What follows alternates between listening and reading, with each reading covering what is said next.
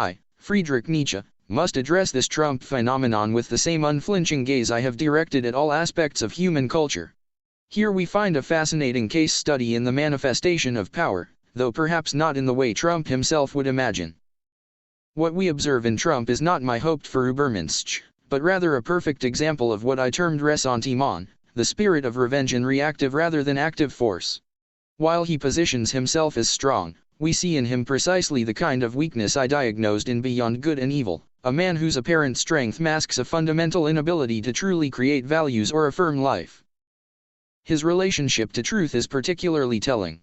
When I proclaimed that God is dead, I meant to signal the collapse of absolute metaphysical truth claims.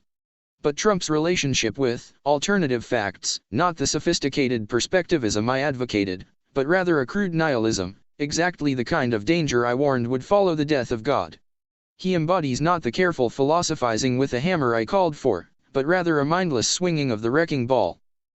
In Trump's rhetoric and behavior, we see what I would call a perfect manifestation of slave morality, the morality of the weak who must puff themselves up and tear others down.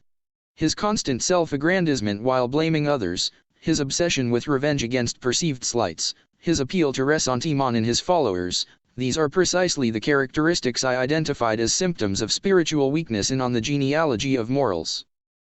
Most revealing is Trump's relationship to power. While he might seem to embody will to power, he actually demonstrates what I would call a mere will to control, a crucial distinction in my philosophy. True will to power is creative, life-affirming, self-overcoming. Trump's power is purely reactive, focused on domination rather than creation, on revenge rather than genuine self-affirmation. His followers present an interesting case of what I termed the herd instinct. In Thus Spoke Zarathustra, I warned about the last men who think they have invented happiness, who want comfort and security above all else. Trump's base, with their desire to make America great again, demonstrate precisely this backward-looking, comfort-seeking mentality I criticized. In Trump's endless self-promotion and inability to laugh at himself, we see the complete absence of what I praised as the gay science, the light-hearted wisdom that can dance even in the face of the abyss.